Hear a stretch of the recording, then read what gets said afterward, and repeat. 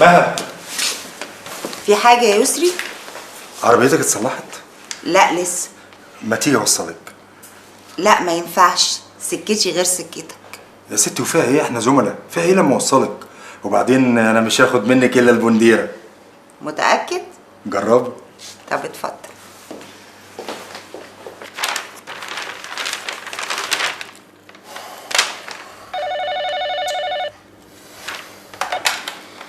ايوه انا عملت ايه؟ حادثه؟ مستشفى ايه لو سمحت؟ ايوه عارفها، انا جاي حالا. شكرا. 3 أيام ومحدش يقول. طب هي فين دلوقتي؟ صدقيني يا طنط دي حادثه بسيطه جدا. لا انا ما رضيتش ازعجك. على كل حال انا هوصل المستشفى دلوقتي، اجيبها على البيت تكون حضرتك وصلت لنا. تجيبها على هنا على طول، مين هيراعيها في بيتها؟ طب انا عندي فكره، ايه رايك حضرتك تقعدي عندنا كام يوم لحد ما تخف وبعدين نبقى نفكر هنعمل ايه؟ اتفقنا، مع السلامه. والله جدع ابن حلال، ده حاجة تمخول.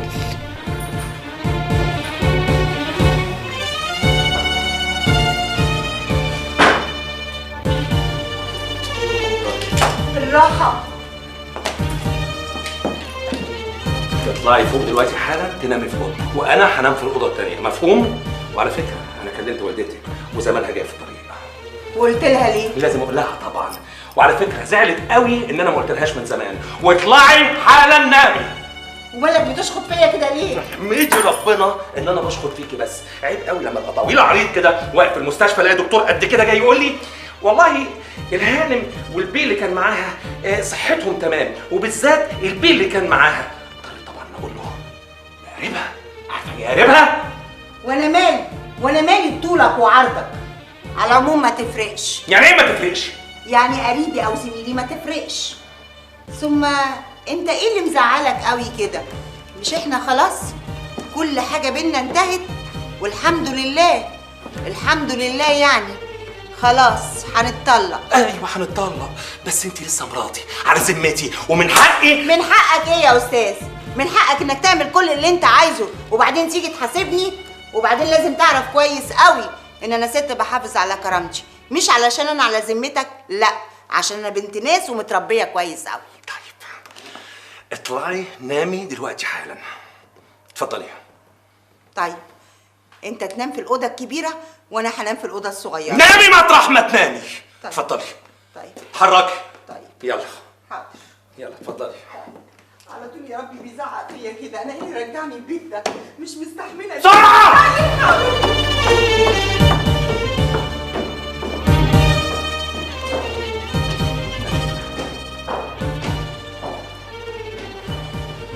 ماشي يا مها.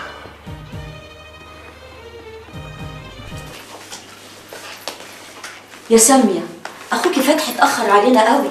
اتأخر ايه يا ماما؟ ده لسه في شهر العسل. يا رب يا رب اجعل أيامه كلها عسل في عسل يا رب. ما تقلقيش عليه، هدى بنت كويسة قوي، وبعدين أنا بقى متأكدة إنها هتسعد أخويا على الآخر. يا رب يا رب أفرح بيك انت كمان في بيت عدلك يا حبيبتي يا رب، ويكون جنبك عريسك كده اللي بتمنى من ربنا إنه يبقى زي فتحي بالظبط. لا ما تتعبيش نفسك، مفيش حد زي أخويا فتحي أبدا. وبعدين بقى أنا ما أقدرش أتجوز إلا لما أطمن عليك على الآخر.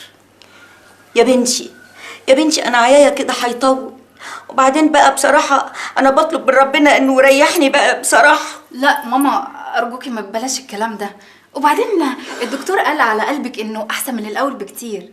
وبعدين ما تقلقيش بقى، أنا أول لما يجيلي نصيبي هتجوز على طول.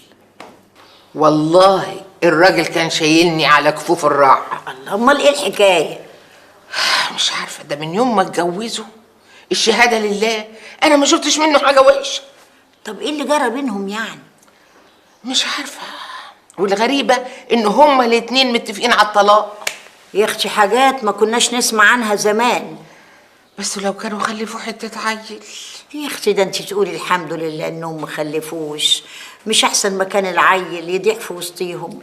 بالعكس، لو كان فيه طفل ما كانوش يفكروا انهم ينفصلوا ابدا. طب ما انا عشت مع جوزي فوق ال40 سنه وما كانش فيه اطفال. ايوه بس الطفل بيربط بينهم اكتر. يا اختي ما حدش يعرف، يمكن برضو كانوا صمموا على الطلاق وكان الطفل اتظلم في وسطيهم. الا قولي لي يا حاجه، هي الشقه تبقى من حق مين؟ مش من حق بنتي برضو؟ ليه بقى؟ اولا دي شقه تمليك مش ايجار، وانتوا بنفسكم قلتوا انه جايبها من غربته وشقاه، وبعدين بنتك ما هياش حاضنه. يا دي الخيبه، والعفش ده هنوديه فين؟ يوه، هو العفش اللي هنقعد نفكر فيه؟ امال مش لازم ندبر حالنا من دلوقتي؟ يمكن ربنا يهديهم ويصلحوا. ما افتكرش. ده انا اليومين اللي رحت قعدتهم معاها لقيتهم هما الاتنين متفقين على الطلاق. استغفر الله العظيم، ده ابغض الحلال عند الله. مش عارفة مخ الواحد هيقدر يستوعب كل ده ازاي. انا عارفه كان مالنا ومال الكليه دي، بس يا ربي كنا دخلنا اي كليه وخلصنا وخلاص، ولا اتجوزنا وقعدنا في البيت بلا وجع دماغ. هي صحيح وجع دماغ، بس وجع دماغ حلو قوي. بقول لك ايه صحيح، هدى اختك عامله ايه في الجواز؟ كويسة الحمد لله، وجوزها حلو قوي معاها. يا سلام، شفتي الجواز حلو ازاي؟ يا رب عقبال. ايه ده؟ ايه ده؟ هو سلم علينا كده ليه من بعيد زينا زي اي حد؟ احنا زينا زي اي حد. لا طبعا، هو كان ما بيصدق يشوفنا، قصدي يشوفك يعني، عشان يقف ويسلم ويتكلم ويقف يقول لك قريتي الكتاب يا سميه؟ ارجوكي لو عايزه اي حاجه اطلبيها مني، بس اسالي بس وانا جاوب عشان خاطري. خلاص يا نجوى، ما عادش هيسأل ولا هيسلم. ليه بقى؟ هو حصل حاجه؟ طلبني للجواز وانا رفضت. ايه؟ طلبك للجواز وانتي رفضتي؟ ليه؟ كده. اكيد انا ما سمعتش كويس، ممكن تقولي تاني؟ لا انتي سمعتي كويس. الدكتور سعيد طلبني للجواز، وقال لي كمان ان هو مستعد يستناني، وانا رفضت. انتي اكيد مجنونه، هو انتي هتلاقي زيه تاني يا سميه؟ ما افتكرش ان في زيه. امال ايه بس يا سميه؟ حيرتيني معاكي. انا مش عايزه اتجوز. مش عايزه ليه بس يا سميه؟ هو في بنت في الدنيا مش عايزه تتجوز؟ انا اعرف انك تبقي مش عايزه تتجوزي الا لما تخلصي دراسه، لكن انتي قلتي ان هو مستعد يستناكي، يبقى ايه بس؟ بقولك مش عايزه اتجوز خالص. خالص خالص؟ ليه بس؟ سميه، لو انا ما كنتش اعرفك من ايام المدرسه كنت قلت ان في حد في حياتك، لكن انا عارفه كويس قوي انتي عامله ازاي. ارجوك يا نجوى ما تفتحيش معايا السيره دي تاني خالص. اصل الدكتور سعيد ده ما ينفعش ترفضيه. لكن انا رفضت، طلبني للجواز وانا رفضت.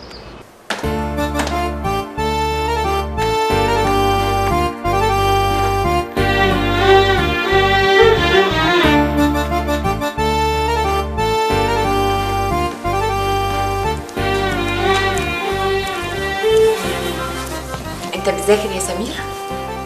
على فكره انا ممكن اذاكر لك، انا معايا ليسانس اداب، يعني زي المدرسه اللي عندك في المدرسه ويمكن اكتر بشويه كمان. بابا كان قال لي انك ضعيف شويه في الدراسات الاجتماعيه، على فكره انا ممكن افهمها لك. سمير انا بكلمك كتير وانت برضو ما بتردش عليا، انا كده بجد هزعل منك. انتوا كلكم زعلانين مني ليه؟ بابا دايما يقول لي انا زعلان منك، وطنط ساميه برضو بتقول انا زعلانه منك، وحضرتك برضو بتقولي كده.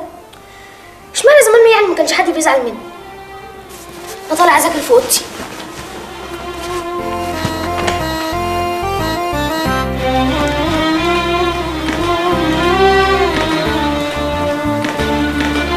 سمير يا سمير رد عليا.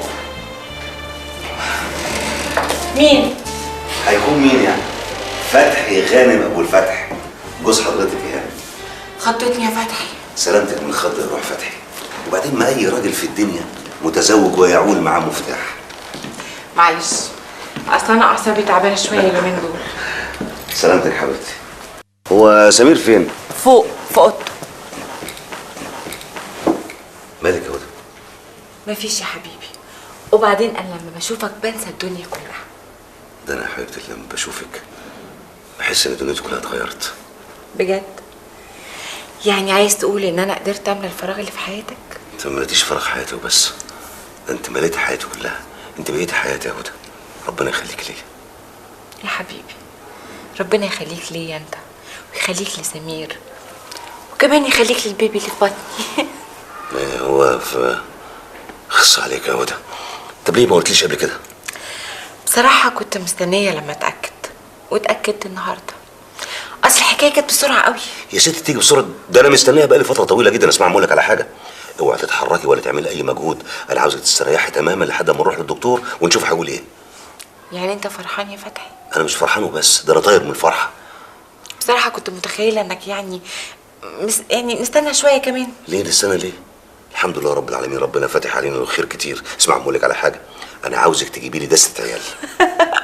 متجوز أرنبة ولا ايه؟ هو بيبي واحد بس. وربنا كمان يخلي لك سمير. ويخليك ليا انت كمان. بعدين هو ده اول مولود ليكي، وانا عاوزك تستريحي خالص لحد ما يشرف ولي العهد. اتفقنا؟ اتفقنا. اهلا مدام ميرفت، شرفتينا.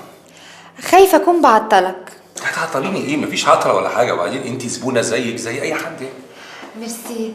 انا الحقيقه جايه لك المره دي مش بخصوص الفيلا. انا عندي حته ارض في مدينه نصر، بفكر ان انا ابنيها عماره وابيع شققها. ما شاء الله ما شاء الله. طب احنا ليه ما ابتديناش في العماره ديت واجلنا الفيلا شويه؟ لا، الفيلا دي لمزاجي انا بس، اللي فكرت وانا قاعده كده فاضيه يعني ما بشتغلش ان انا اعمل مشروع استثماري يجيب لي فلوس. طبعا هو من ناحيه يجيب فلوس كتير جدا. الظاهر يعني ان المرحوم كده الله يرحمه كان سايب ثروه كبيره. الحقيقه ايوه، بس هو لو كان عايش كانت هتبقى الفلوس دي اكتر بكتير.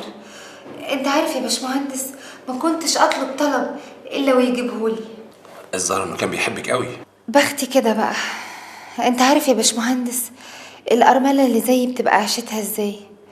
الناس ما بتسيبهاش في حالها. يعني لولا امي عايشه معايا معرفش الناس كانت عملت فيا ايه. وكل كوم واولاد جوزي كوم. هو المرحوم كان عنده اولاد؟ مش عارفه اقول لك ايه، مش عايزه اجيب لك سيرتهم واقول لك بيعملوا فيا ايه. الله يسامحهم بقى. عملت ايه يا عبدو؟ كل خير. مفيش عربيه من اللي بتبعتوها الا ما بعمل فيها الواجب وزياده. فاكر العربيه اللي اديتها لك ديك النهار؟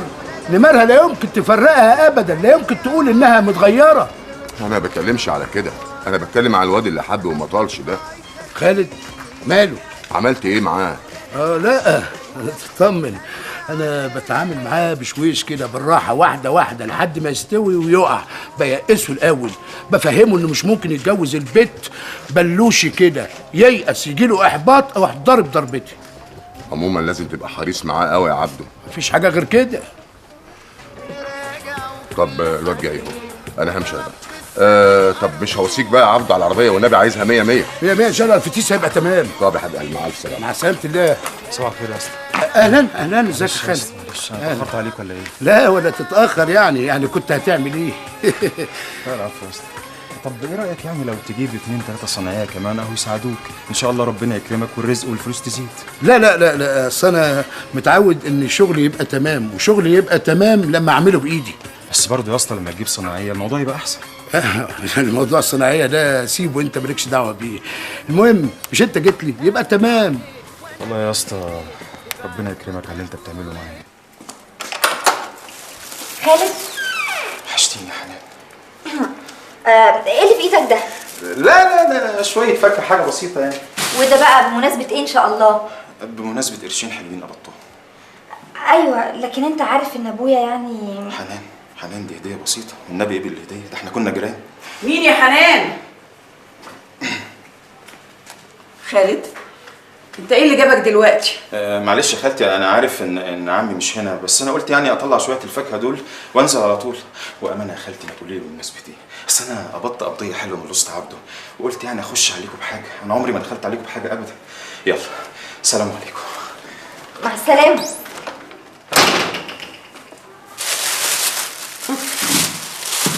يا ما كان نفسي في واحد يهديكي بحته صيغه مش شويه فاكهه بلا خيبه. الله يرحمه، ما كنتش اطلب منه طلب الا لما يجيبهولي. انا بقى لما كنت اولد كان يجيب لي شيء وشويات، اشي مغات واشي مكسرات، ولا الطيور يختي بالفصح حاجه ايه الامه، ويقول لي كلي يا عزيزه كلي يا عزيزة ولازم تتغذي يا عزيزة، ده انتي نفسة يا عزيزة. يا عزيزة كلي يا عزيزة، يا عزيزة عليا قوي يا عزيزة. ولا يا اختي في الاعياد وفي المواسم قبل ما كان يجي رمضان، ياه مش هقولك. قولي يا ام رجب كان بيجيب ايه؟ ما تفكرنيش يا حاجة، ده انا كنت اروح لحد العربية اشيل واحول واشيل واحول. اقول له ايه اللي انت جايبه ده كله يا حاج؟ يقول لي عشانك يا حاجة. اقول له هو انا هاكل ده كله؟ يقول لي وماله يا حاجة، كلي وفرقي على جيرانك وحبايبك عشان يعرفوا جوزك بيحبك قد ايه. لا ده لما كان بيجي العيد بقى كان بيكسل عيال من مجاميعه ويديهم المصروف بالجنيه ويقول لهم اتبشروا يا ولاد، اتبشروا انا ليا غيركم.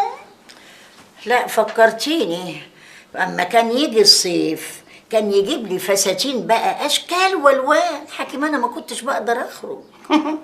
دي كانت بتقول له هو انا بخرج لده كله يا حاج؟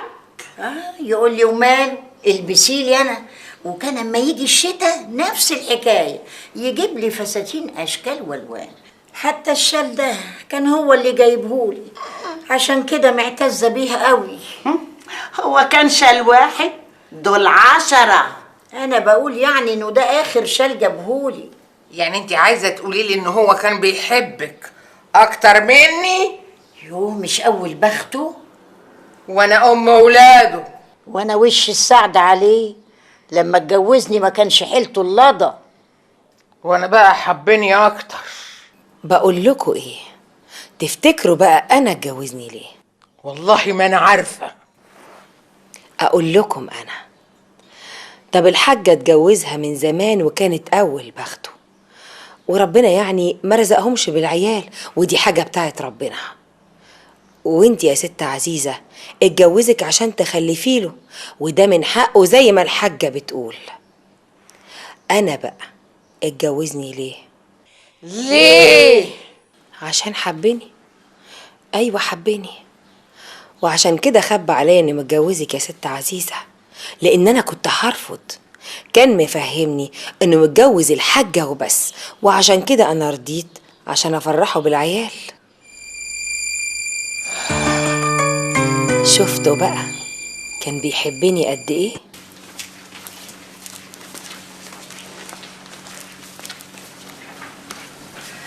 خير يا ابني، ايه اللي مقعدك لوحدك؟ لا ابدا يا امي، انت عارفه ان انا بحب اقعد مع نفسي، يعني اريح اعصابي بعد شغل يوم كامل. طب هو احنا يعني هنتعب لك اعصابك؟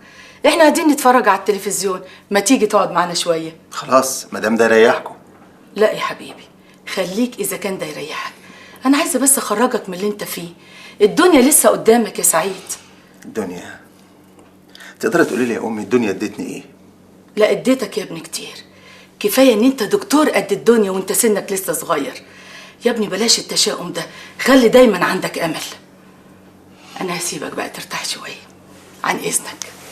اتفضلي يا امي.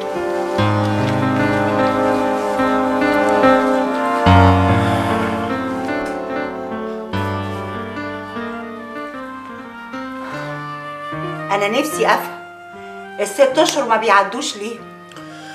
لو 6 اشهر كتير انا ممكن نعدل الاتفاق. ازاي يعني؟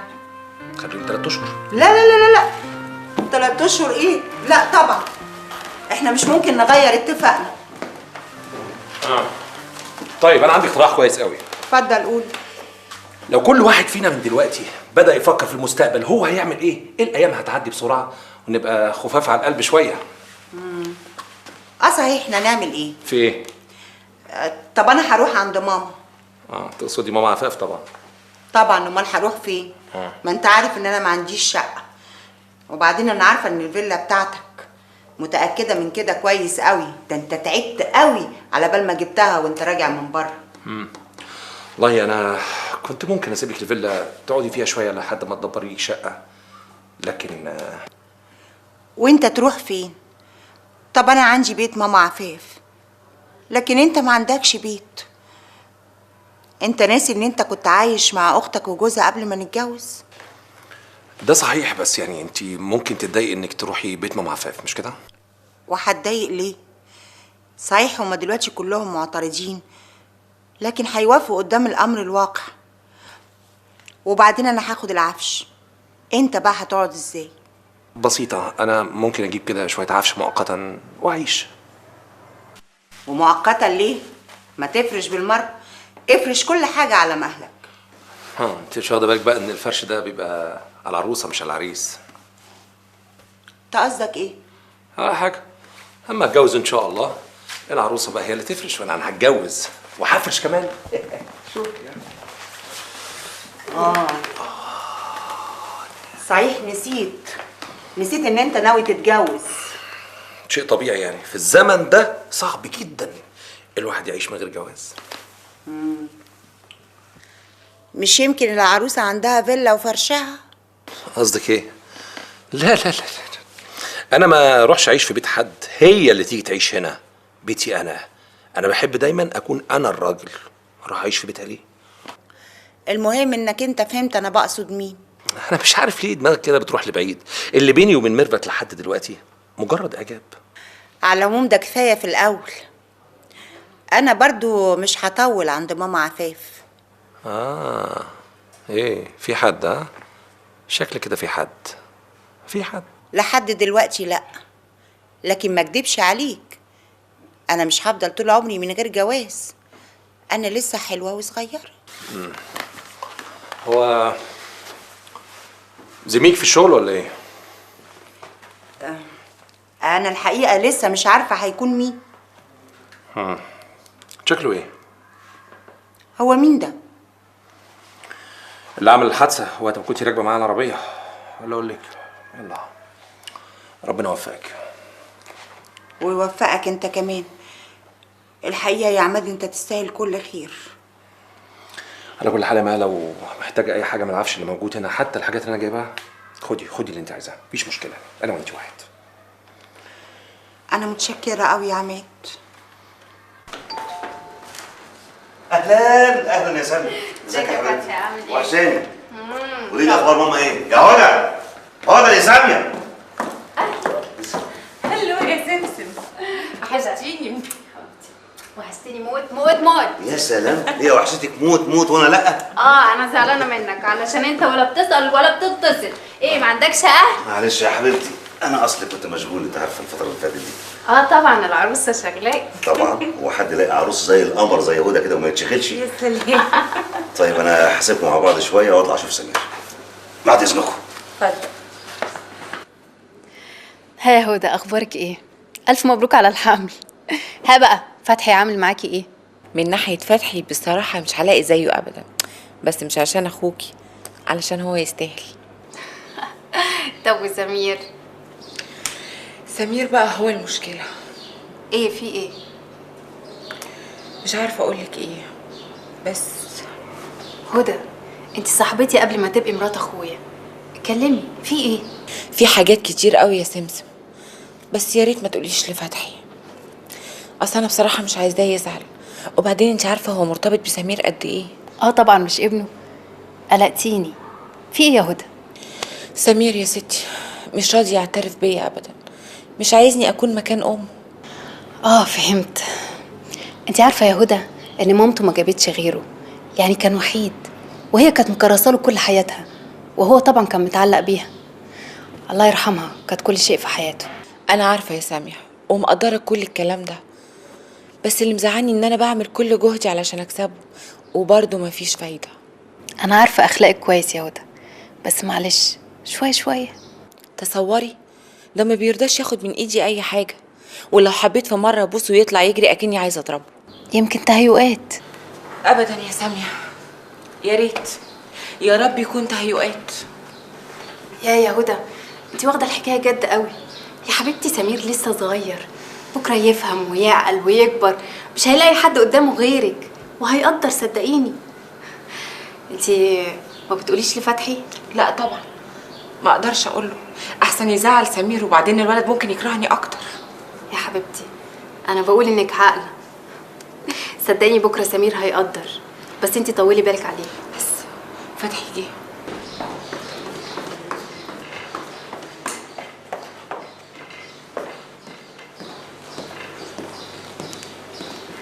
ايه اللي وقفك؟ رايحه فين؟ اظن عداني العيب سايبكم نص ساعه مع بعض انتوا الاثنين بتتكلموا اتكلمتوا في ايه بقى؟ طبعا في الموضه وتسريحات الشعر والحاجات دي، ولا كلمتك عني؟ انت عارف بقى حاجات الستات دي عمرها ما هتخلص. طيب قولي لي انت ايه اللي حدفك عليه النهارده؟ انتوا فاكرين ان انا جايه ازوركم كده؟ لا طبعا، ده انا كنت معديه من تحت البيت قلت اطلع اعبركم. يا سلام. وماشيه دلوقتي. ايه ده انت لسه ما قعدتيش؟ لا علشان ماما ما تعرفش ان انا هنا، خايفه تقلق عليا. لا بجد اقعدي شويه اتغدي معانا النهارده. لا ابقوا تعالوا انتوا تزورونا بس وعبرونا. يلا يا بنت اتغدي. هتغدى عندكم اكل كويس مش طبخه. طب يلا عشان اوصلك. لا تعالى هنا اقعد مع عروستك. يا بنت انا لابس عشان اوصلك. يا راجل تصدق بقى ايه ده، كنت هنسى اسلم على سمير. هو ما سلمش عليكي؟ لا. يا سمير. سمير نعم يا بابا. تعالى يا حبيبي. ازيك يا عمتي؟ ازيك يا حبيبي. وحشتني قوي يا سمير. وحضرتك كمان. يلا يا سامي عشان اوصلك. يلا باي باي. باي باي. بقول لك ايه يا سمسم، بكره الجمعه وما عندكش حاجه، ايه رايك لو تيجي تقعد معايا شويه؟ انا عايزه اطلع اوضتي. انا عندي حكايه حلوه قوي قوي ونفسي احكيها لك، ممكن؟ حاضر. بص يا سيدي، كان يا مكان كان في ولد امور قوي اسمه سمير، وكان في واحده اسمها طنط هدى. طنط هدى دي كانت بتحب سمير قوي، بس يا خساره سمير بقى ما كانش بيحبها. مادام هي عارفه انه ما بيحبهاش، عايزه تحكي له حكايات ليه؟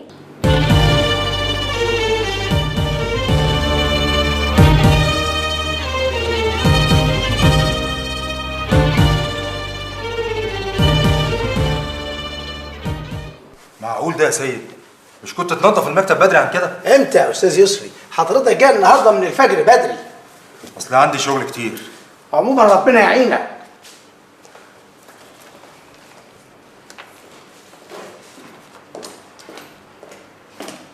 صباح الخير يا يسري. صباح الخير. ايه اللي جايبك بدري قوي كده؟ اصلي بصراحه سمعتك امبارح وانت بتقولي لسميره انك ناويه تيجي بدري النهارده عشان عندك شويه شغل عايزه تخلصيه، فقلت فرصه بقى اجي بدري انا كمان، عشان بصراحه كده انا عايز اتكلم معاكي في موضوع معين. موضوع ايه؟ ما احنا كل يوم مع بعض، ما بتتكلمش ليه؟ ما هو اصل الكلام اللي انا عايز اتكلمه لازم نكون فيه لوحدنا. مش فاهم. انت عارفه ان انا معجب بيكي قوي، في الحقيقه معجب بيكي من زمان، بس ما رضيتش اظهر اعجابي ده لان انت كنت على ذمه راجل. طب ما انا لسه على ذمه راجل. عارف، بس خلاص انتوا هتسيبوا بعض. طب مش كنت تكمل جميلك وتستنى لبعد الطلاق وبعدين تكلمني في الموضوع ده؟ في الحقيقه ما قدرتش استنى، وبعدين انا غرضي شريف يا مها. يا يسري الكلام ده سابق لاوانه. انا كمان خايف اي حد تاني يكلمك وتضيع مني. انا بحبك يا مها. ارجوك يا يسري، لا الظروف ولا المكان يسمحوا لك تقول لي كلام زي ده دلوقتي. انا اسف، فعلا اسف، بس كل ما في الامر اني كنت عايز اعرف رايك فيا، وبعد كده يا ستي انا مستعد استنى كذا سنه. قلت ايه؟ انا الحقيقه شايفاك شاب كويس قوي ومستقيم جدا، والفتره اللي اشتغلنا فيها سوا مع بعض عمري ما شفت منك حاجه وحشه. الحمد لله.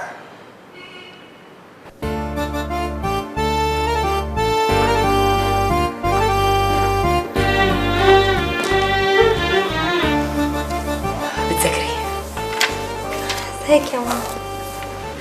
هقوم يا حبيبتي عشان ما اعطلكيش. لا عادي، انا خلاص تعبت، هرتاح شويه. ربنا معاكي يا حبيبتي. انا عارفه ان كليه الطب صعبه قوي، بس انتي اللي اخترتي. وانتي عارفه انا اخترتها ليه يا ماما؟ اخترتيها ليه يا سميه؟ كنت عايزه اعرف المرض اللي قضى على اخواتي الصبيان، خلاهم يموتوا قدام عينيا. ارتاحوا. طبعا ارتاحوا. على العموم انا عرفت دلوقتي كل حاجه عن المرض ده، كان ممكن اسال اي دكتور، لكن انا قررت ان انا ادرس المرض ده واتخصص فيه واكرس حياتي لعلاج الناس دول. لكن للاسف المرض ده ملوش علاج. شايفه الكتاب ده يا ماما؟ ده فيه كل حاجه عن المرض ده. تحبي تعرفي اسمه ايه؟ ماسل ديستروفي او ضمور العضلات. المرض اللي ماتوا بيه اخواتي واخواتك الصبيان يا ماما. ليه يا بنتي عايشه في الماضي الوحش ده؟ وهفضل عايشه بيه طول عمري. المهم ان المرض ده ملوش علاج في العالم كله، وان اللي بيصاب بيه ما بيعيش اكتر من 18 سنه. يعني الحمد لله ربنا افتكر اخواتي بدري. انسي بقى يا سميه. بالعكس يا ماما، انا مش لازم انسى عشان ما غلطش غلطتك. ايوه يا ماما غلطتك لما شفتي اخواتك بيموتوا قدام عينيكي. كان لازم تسالي وتعرفي عشان ما تتجوزيش، او بمعنى اصح ما تخلفيش. محدش قال لي ولا حد فهمني، انا كنت صغيره قوي. للاسف ما كنتيش تعرفي، لكن انا دلوقتي عارفه كل حاجه عنه. المرض ده وراثي، بيصيب الذكور عن طريق الاناث، يعني البنت تورثه وما تتصابش بيه. الحمد لله يا بنتي انك سليمه. لكن لو اتجوزت وخلفت ممكن اورثه لاولادي الصبيان، ولو خلفت بنات ممكن هم يورثوا لاولادهم الصبيان.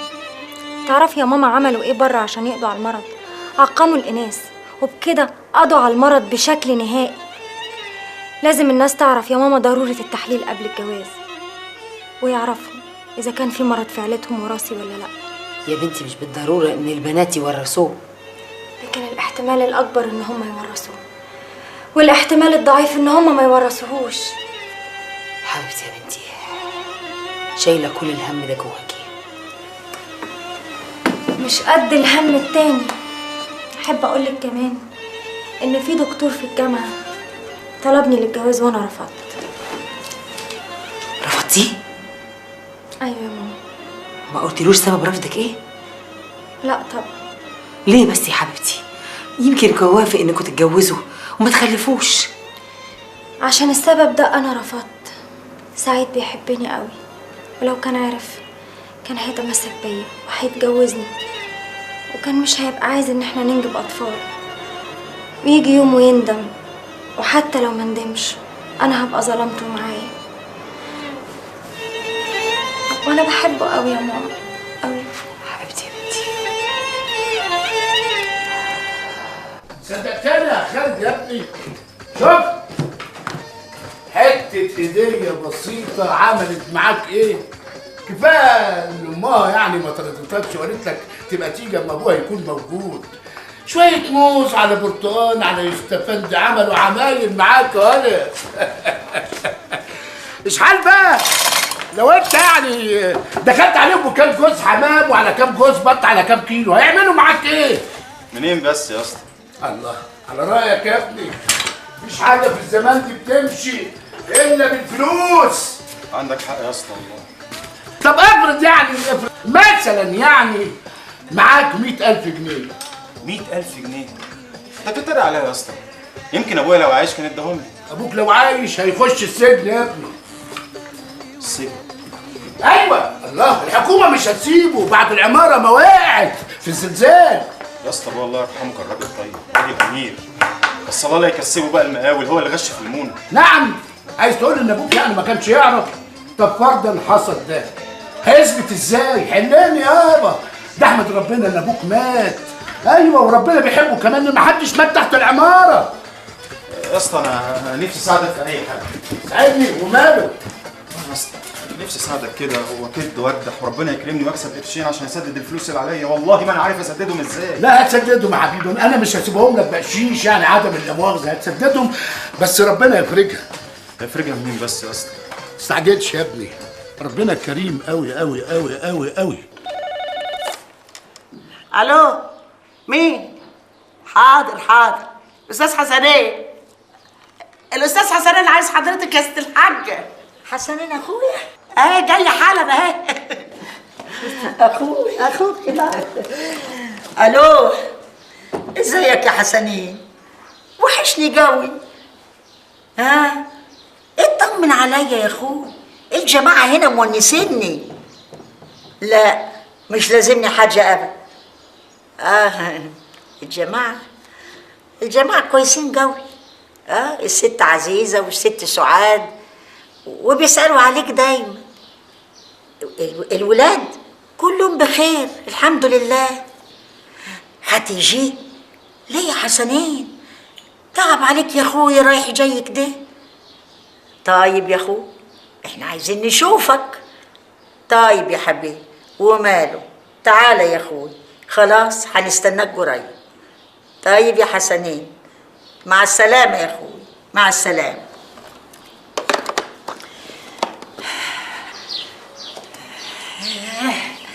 حسنين ده حنين قوي.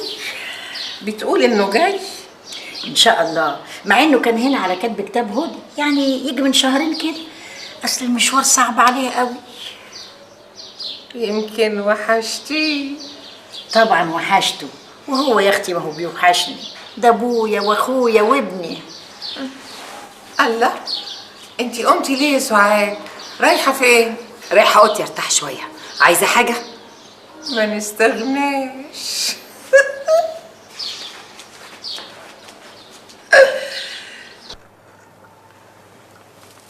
اتفضل يا عماد. شاي؟ انا بصراحه كان نفسي في شاي، بس يعني كنت مكسل اقوم. اخصى عليك يا عماد، طب ما قلتليش ليه؟ يعني مش من حقي بقى لا لا ما تقولش كده، من حقك طبعا، او لسه من حقك. وبعدين يا اخي نفرض ان احنا اتطلقنا وجيت عندنا وطلبت شاي، ما انا برضو اللي هعمله لك. والله برضه شعور طيب. ما شاء الله، ده بنعناع كمان. ايه ده؟ ايه الدلع ده؟ تحفه تحفه النعناع ده. ايه يا مها؟ شكلك كده عايز تقولي حاجه؟ لا ابدا ولا حاجه. ابدا عليا انا؟ اصل انت بيبان عليكي. قولي في ايه؟ زميلك اللي في الشغل مش كده؟ وعرفت منين؟ باين عليكي. انت ما بتعرفيش تخبي يا مها. ايه حكايته بقى؟ قولي. انت عارف يا عماد ان اخويا خالد صغير ومحدش يعتمد عليه. عارف. وبعدين انا شايفه ان انت اكتر واحد ممكن احكي له مشاكلي. تمام. وكمان انت اكتر واحد يعرف كل حاجه عني وعن ظروفي. في ايه يا مها؟ ما تحكي على طول. يعني طبعا اللي انا بحكيهولك دلوقتي لسه بدري عليه، بس برضو بعد الطلاق هيبقى صعب اني اقابلك واحكي لك كل حاجه. مفيش مشكله بقى، انا تحت امرك. قولي في ايه؟ يسري زميلي. هو اسمه يسري ولا ايه؟ ايوه. مال؟ فتحني في الجواز. فتحك في الجواز؟ دلوقتي؟ طبعا انا قلت له ان هو مش من حقه دلوقتي، حتى طلب رايي قلت له مش هقدر اقول لك دلوقتي. رفضت بشده. امال ايه الموضوع؟ ما انا قلت لك يا عماد الكلام ده سابق لاوان، بس انا يعني بقول نفرض ان هو طلب تاني، قصدي يعني بعد ما نتطلق، ساعتها بقى. ساعتها مش هتلاقيني عشان تاخدي رايي. معاك حق. على كل حال يا مها، يعني اعتبرينا حتى بعد الطلاق، يعني اعتبريني صديق مخلص كمان. يعني قبلك مشكله، قبلك اي حاجه كلميني، تعالي نقعد مع بعض نحلها في منتهى الهدوء، مفيش مشكله. لا مش هينفع يا عماد، ده هتبقى حاجه صعبه جدا. وبعدين نفرض انك انت اتجوزت، ما هي مراتك ممكن تتضايق. بيني وبينك طبعا هي مش ممكن تتقبل الوضع ده. يعني اللي انا عايز اعرفه، انتي بتلفي وتدوري على ايه؟ عايزه مني ايه؟ بصراحه يا عماد عايزاك تسأل عنه وتعرف عنه كل حاجه. فيها ايه دي؟ ما انا لو كان اخويا عاقل كنت هخليه يعمل كده. عادي. حلو قوي. مراتي عايزاني اروح اسالها على واحد اشوف ظروفه ايه عشان لما تطلق مني تتجوزه. حلو ده قوي. طب ما انت تعرفيه، اعرفيه على مهلك، اعرفيه كويس. انا مالي انا بالقصه دي. اه يا عماد، ما انا عارفاه كويس قوي على فكره. هو كويس جدا، ممتاز، بس برضو انا معرفش عنه حاجات كتير. وشعورك ايه بقى ناحيته؟